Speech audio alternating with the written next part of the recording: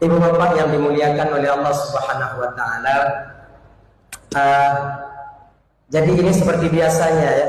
Sebelum tuan melanjutkan pembicaraan lebih jauh, lebih detail, ni boleh bahasa Aceh ya?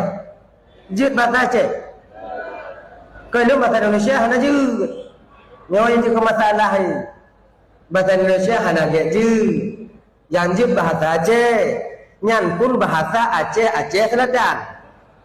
Jadinya je.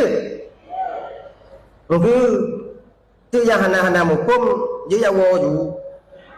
Tapi baiklah, tak kena idang. Ajo bui lain tu, baru tahu. Gini. Nah ya. Jadi hanya permohonan maaf ibu apabila ada silap kata, silap ungkapan, enggak sahabat, hana tenang pikiran wadah ibu bapak dengar, tupeh perasaan wadah abang-abang lun tuan dengar tu, hanya sugalam jih lun tuan melake maaf. Okey ibu bapak apa maaf?